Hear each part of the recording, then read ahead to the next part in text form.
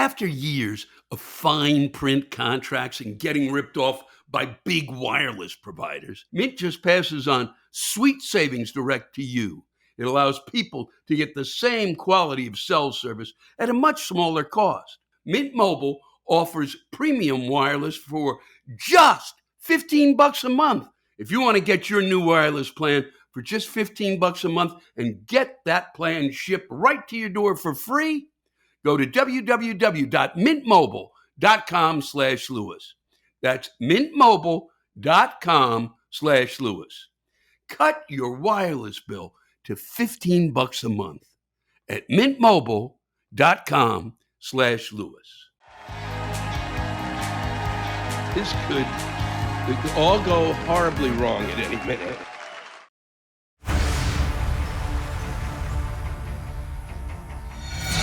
Hi, welcome to Lewis Black's Rantcast, New York Comic-Con edition, a very, very special edition of the Lewis Black Rantcast, because I've been asked by the New York Comic-Con to do a virtual Rantcast. That's what I'm doing because the folks at New York Comic-Con, due to the you know what we're going through now, I won't be mentioning its name. I'll leave it to others. Are going to be doing a virtual Comic-Con. I mean, that's the way things are now. And so I, much like I normally would be in front of an audience, am playing to the virtual audience that's in my head. And it's a pleasure to be with you all. And I take great joy in sharing with you the joys, the highs, the lows, the moans, the gripes, the bitches, that you will be hearing from the folks who go to the New York Comic-Con each year. And so we begin with Steve Kidd from Allendale, New Jersey. I love going to New York Comic-Con and have gone every year since it began in 2006. It pains me that I won't be able to attend physically this year because of this stupid pandemic. There's a lot I'll miss this year. I'll miss the amazing panels on site at the Javits Center, the incredible professional cosplays, and the wonderful signings and booths. What I won't miss, however, are the long lines for certain special booths and experiences, and especially the off-site panels at Madison Square Garden, which are usually the highest profile ones I'd really want to attend. If they were at the actual convention center, you bet your sweet ass I'd be there. But no, I have to walk a quarter of the way into town to see them, and there's no way in hell I'm risking heavy traffic, scalpers, crazy people, and other random crap to see a Doctor Who panel or something. What am I, Indiana Jones? Regardless, I hope to be back next year, and I'm sure Lewis and I agree on one thing. This lousy, stinking virus can kiss my ass. And we certainly can agree on that, Stephen. We're calling him Stephen, it's Steve. We can agree on that. Oh boy, can we agree on that. And we could go on for hours, I think, together. All of us, all who've sent in things, all of us could be screaming virtually about just how much that pandemic, may I say, can kiss our collective asses. This is from Jeff from Oradell, New Jersey, where I used to play a bit of golf, actually. I'm sure you're excited to hear that. I miss the oversized and overpriced pretzels. They're so salty and so good. You know, I have to agree with you too, Jeff. There is nothing better than an oversized, oversalted, salted like a salt lick, like what a deer might go up to, and an overpriced pretzel, an oversized, overpriced, oversalted pretzel. Makes my mouth water. This is from Joe. He's from Charleston, West Virginia. The first time I went to the New York City Comic-Con was 2010, and it was great. I saw Seth Green and got to participate in a panel. Of course, I want to go next year, but so does the rest of the tri-state area. Last year, it was a bit crowded, but I could at least breathe and move at a comfortable rate. I attended for all 4 years that I was in college, and each year was worse and worse. More people, more wide shoulder costumes, less free stuff. I agree, Joe. Nothing worse than less free stuff. Crowding aside, what really kills it is the way the panels work.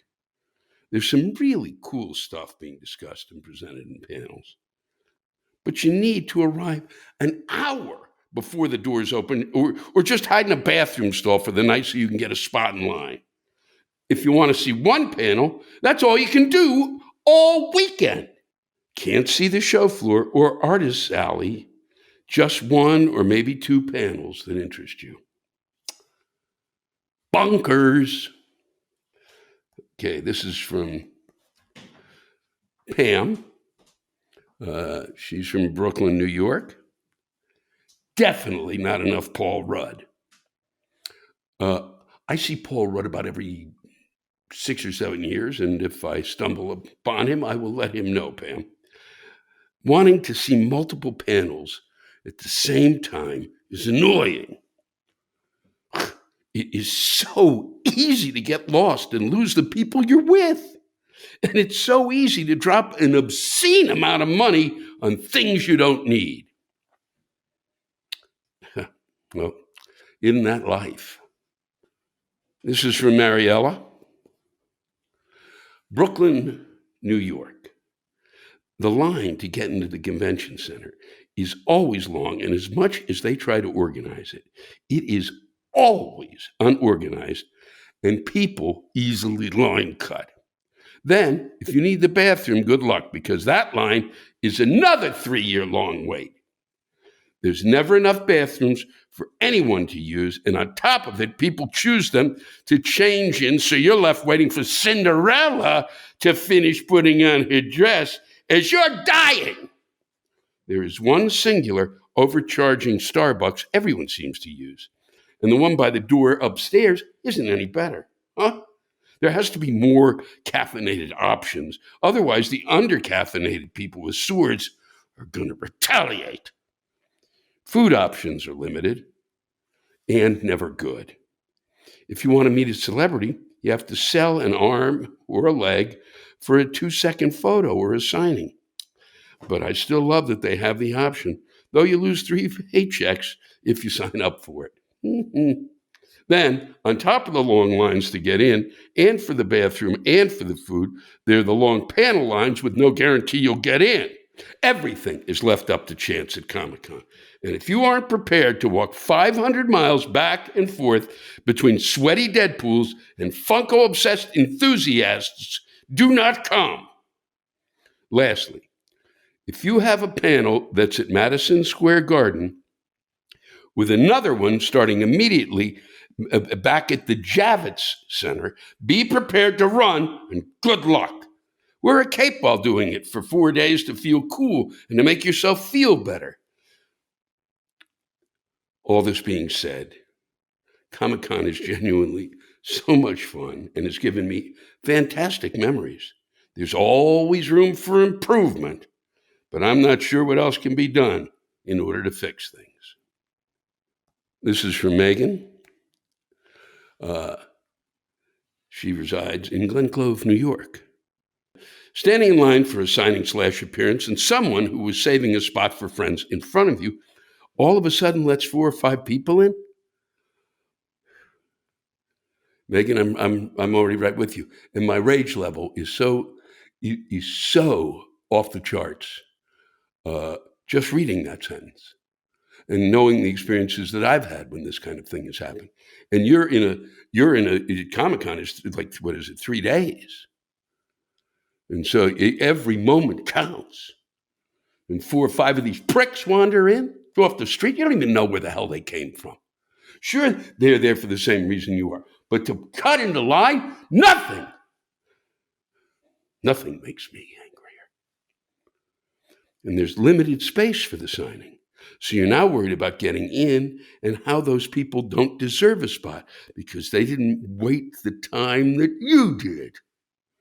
Go to the back of the line like everyone else who shows up late. Or be here the whole time. Good luck with that, Megan. That would require people to show a kind of sensitivity. Maybe they will. Maybe they will after the pandemic. But to be honest, Megan, I'm not going to take that bet. This is from Jackie C. She's from Woodmere, New York. Dear God, do I miss being stuck between a sweaty Wolverine cosplayer and an annoying JoJo cosplayer. I'd give anything right now to be on the con floor, unable to move because it's so crowded, my feet hurting like hell, complaining about how miserable I am. I miss you so much, New York City Comic-Con. I'd even tolerate someone slapping everyone's asses with a yowie paddle. Baby, come back to me.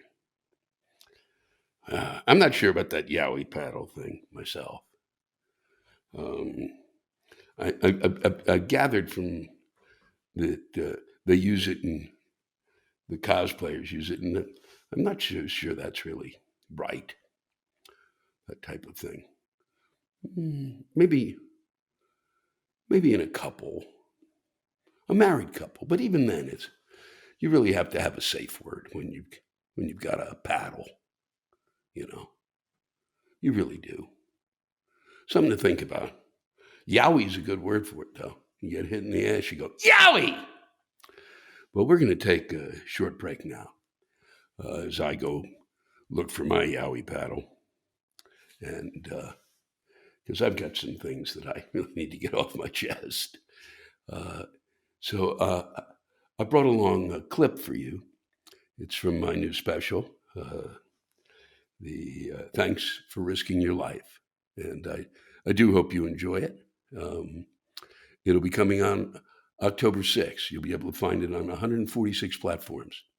And those of you who go to New York Comic Con probably know at least 132 of them. Of that, I can be assured. I'll be back in just a little bit after I yowie. Many of you, I'm sure, don't listen to our leader, and that's a big mistake. I know that when he comes on, some of you go,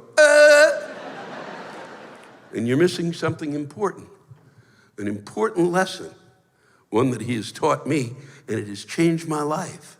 And one of the reasons that I'm visiting your village is to share that with you. That's right. And what is that important message? And what is it that changed my life? And what is it that makes me so fucking happy now? Is because my leader has taught me that if I think it, it's true.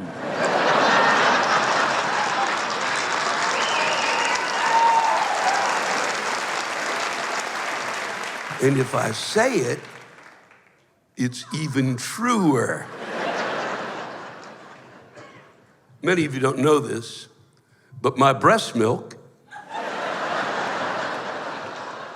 is a magical elixir for kittens. Yes, it is. Go to my website, 2-day free shipping.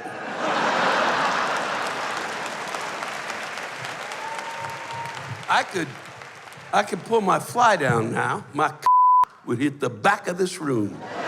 Yes, it would. Yes, it would. I know this because I thought it. Many is the time I stand on the street, a woman has to stand a block away to talk to me. I can barely see the awe that's in her eyes. I'll be returning next year with my new show, Lewis Black and his big magical You're gonna wanna see that. My is so big, they're gonna have to reconfigure this stage. My is gonna go there and there and there and there. The light show is spectacular. You're gonna wanna get the soundtrack. They are building doors now so that my can get out into the street because my needs to breathe. And there they will put 35 parakeets on the end of my I will pull back. I will disappear. All you will see is my and 35 parakeets, and they will sing for you tomorrow from Annie.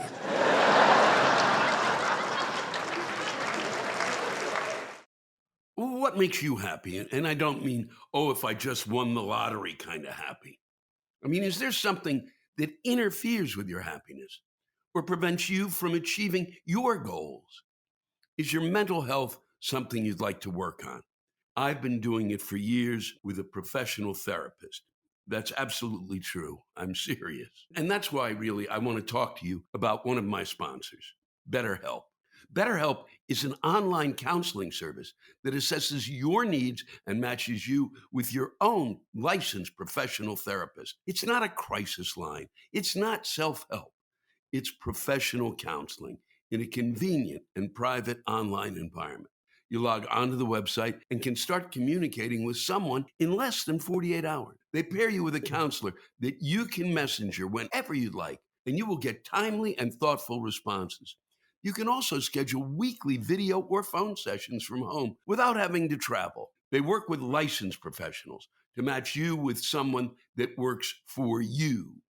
So whether it be stress, anxiety, sleep, trauma, anger, family conflicts, grief, relationships, LGBTQ matters, or self-esteem, BetterHelp is committed to helping you find the expertise you need online without having to be limited by geographic location. They offer financial aid, make it free and easy to change counselors if need be, and you just might have to. And it's confidential, convenient, professional, and more affordable, I can assure you of this, than traditional offline counseling. Just go to their website to sign up and check out their daily testimonials. And if you are a counselor yourself, they are currently recruiting professionals in all 50 states. I want you to start living a better life today. And as a listener, you'll get 10% off your first month by visiting our sponsor at betterhelp.com/rantcast. Join over 1 million people who've taken charge of their mental health. Again, that's BetterHelp, HELP.com/rantcast. After years of fine print contracts and getting ripped off by big wireless providers, if we've learned anything, it's that there's always a catch. So when I first heard that Mint Mobile offers premium wireless service starting at just $15 a month, I thought, hey, what's the catch? But after learning about them and their service, it all makes sense. There isn't one. Mint Mobile's secret sauce is that they're the first company to sell wireless service online only. By cutting out retail stores, there's no crazy overhead costs that get passed down to you in the form of mystery fees. Instead, Mint just passes on sweet savings direct to you. It allows people to get the same quality of cell service at a much smaller cost. So people like college students, people on a budget, people on a fixed income, or just people looking for a deal can access the same quality cell phone service you'd expect from big wireless. For people looking for extra savings, Mint Mobile offers premium wireless for just $15 a month. All plans come with unlimited talks and text, plus high-speed data delivered on the nation's largest 5G network. Use your own phone with any Mint Mobile plan and keep your same phone number along with all your existing contacts. And if you're not 100% satisfied, Mint Mobile has you covered with their 7-day money-back guarantee. Switch to Mint Mobile and get premium wireless service starting at just $15 a month. If you want to get your new wireless plan for just $15 a month and get that plan shipped right to your door for free, go to www.mintmobile.com/Lewis. That's mintmobile.com/Lewis. Cut your wireless bill to $15 a month at mintmobile.com/Lewis. Hello, back again for a very special edition of Lewis Black's Rantcast, the New York Comic-Con edition. As you can see, time has passed. The shades have been drawn. I would have been back a little sooner, but I was having too much fun with my Yowie. Yowie! Hi, this is from my friend Mildred. She is my friend Mildred, and she hails from Tucson, Arizona, and I'd like an explanation. I've never really understood why people say hails from, but I'm sure there's a good one, and I'm probably missing it. It's probably right in front of me. The reason for it, if you could, send it in to my website, it would clear things up for me. It'd be really good. That means I'll have learned one thing during the pandemic. So Mildred has this to say. I'm really going to miss a parade of overweight Batman, Captain Americas, Wonder Women, Hulks, Thors, Jokers, Spider-Man, Black Panthers, Doctor Strangers, and God only knows how many other would-be Marvel superheroes in their skin-tight outfits with oversized cod pieces and droopy, haven't seen Perky in 20 years breasts. Thousands of geeky Sheldons strolling the streets and sidewalks, slapping their ample asses in diner booths, doing bad impersonations. That's impersonations of Robert Downey Jr.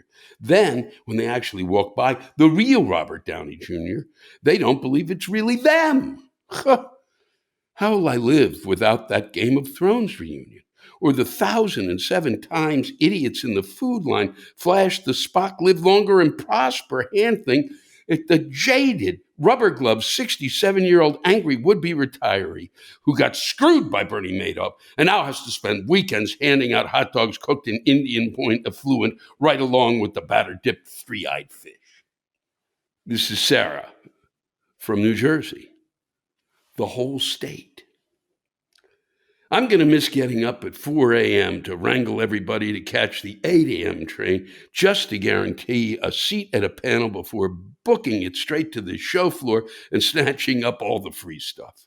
I'm going to miss the smell of disgustingly overly buttered popcorn and my aunt crying out, "It got in my mouth," whenever we pass by with someone with bad BO. I'm also going to miss getting stuck in a body traffic jam where I'm separated from my aunt and the horrified look on her face when I finally catch up to her and tell her, "That wasn't me behind you."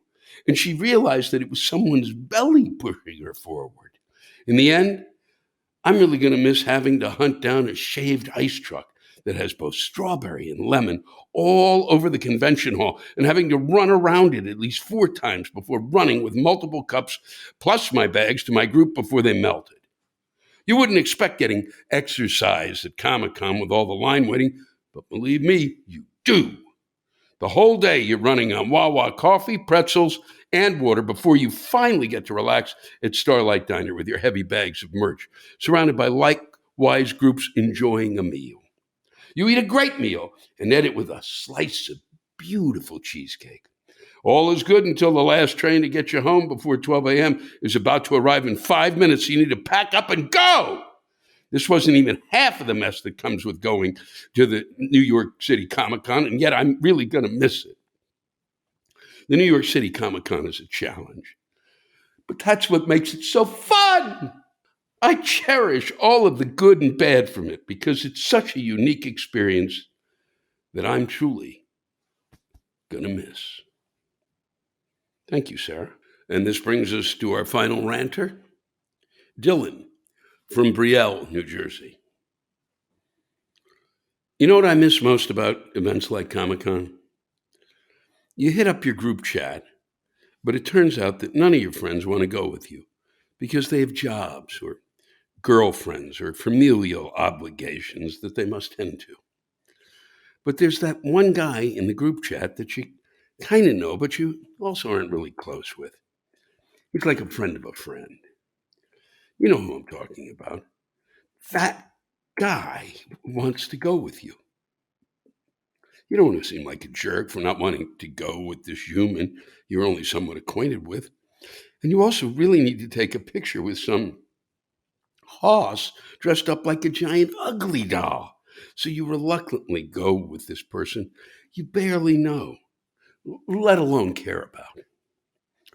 9 times out of 10, this acquaintance of yours is a pain in the ass and makes you drive out of your way to pick him up. You drive an hour and a half through North Jersey to Hoboken to take the PATH train. He doesn't help for parking. What are you going to do? Be assertive? You barely know this guy. Maybe 10 minutes of the entire journey is spent speaking to one another. You talk about where you grew up, where you go to school, and how each of you know your mutual friend. You really wish your mutual friend was here. Oh, God, life would be so much easier with a third head bridging this painfully awkward gap. You get to the convention. It's fine. By no means is it terrible. You're happy you're there. But you feel awkward, you know? Comic-Con is supposed to be a safe haven for tweaking over all the nerdy crap you're too embarrassed to talk about in real life. You're happy to be there, but you have this dude with you that once again you've met maybe once or twice. Like, what are you going to do? Be vulnerable in front of this man over a bunch of damn ugly dolls? No, you can't do that. When you pass by the ugly doll stand, you make an abrupt effort to seem disinterested. And then everything changes. Your stranger friend stops and turns to you. Can we check out the ugly dolls? I love these things. Me and my sister used to play with these when we were little. Oh, wow. Okay, this is exactly what you wanted. Maybe this guy isn't half bad. You both geek out over the plush dolls that fill you with nostalgia from 2009 in the manliest way possible. He tells you his favorite ugly doll is Wade because he's the only one with an apron. You agree and dap each other up. There's a dude dressed up like Ice Bat, and you both get a picture with him. You leave the convention happy. You still barely know this person you're traveling with, but at least you have a weird bond that you will both refuse to talk about in a group setting. You get back to your car, and he agrees to split the parking fees with you. Life isn't so bad. Your expectations have been squashed. That's what I miss. Dylan, that's what we all miss. What we all miss is human contact. All those folks out there, the ones we don't know, the ones that we would just see in the streets or you might be in that group chat. And someday, around the corner, we'll be back there, and that'll be good, and there'll be another Comic-Con, and I'm hoping it'll be next year. It better be next year, or I'm going to be one angry fucker. Thanks to all of you for listening to my Rantcast. If you have a rant you want to get off your chest, send it in to me at lewisblack.com/live. You can think of it as therapy, or whatever you want to think of it as. Just let it rip. And I want to thank the true stars of our show, the ranters, and the splendid rants they gave us. Lewis Black's Rantcast was created and hosted by me. Lewis Black. Our live rant audio was produced by James Salter. Our theme song by Chris Lane. Executive producer, Ben Brewer. Executive producers, Matt Kleinschmidt and Robert Kelly for the Laugh Button Podcast.